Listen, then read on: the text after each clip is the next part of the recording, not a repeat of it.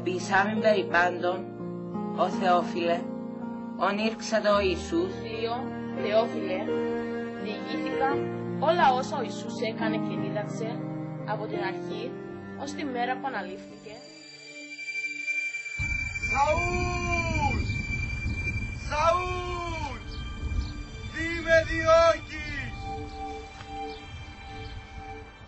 Είσαι, Κύριε! Εγώ είμαι Ιησούς, ον σύ διώκεις! Αγαπητοί μου εν Χριστώ αδελφοί μου, ήρθα εδώ για να σας κηρύξω τον αληθινό Λόγο του Θεού. Βαφτιστείτε στο όνομα του Πατρός και του Υιού και του Αγίου Πνεύματος.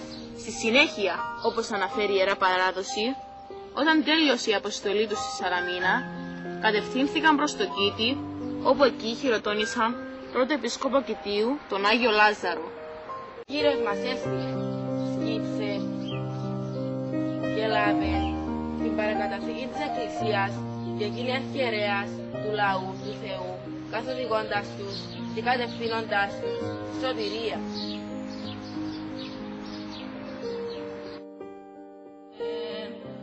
Όσανα εν της υψής της, ευλογημένος ο ερχόμενος, εν ονόματι Κυρίου.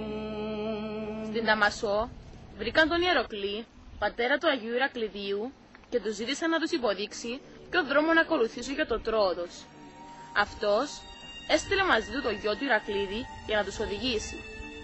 Στον δρόμο, οι Άγιοι Απόστολοι διέκριναν την καλή διάθεση του νέου και τον πόθο του για την αλήθεια, και αφού τον κατήχησαν, τον βάφτισαν στα ιερά νερά του ποταμού Σέτραχου.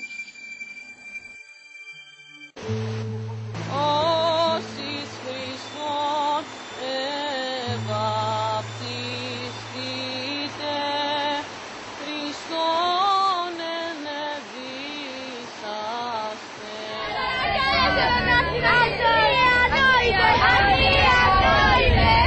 Δεν πρόκειται κανένας να μας κάνει να αλλάξουμε τη φύση.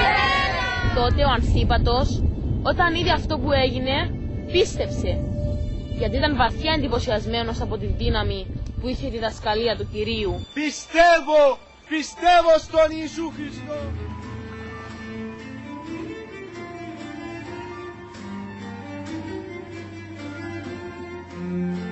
Ήταν γέφυρα που ένωσε τον Γολγοθά και τον τάφο της Αναστάσεως με την Ευρώπη. Έτσι,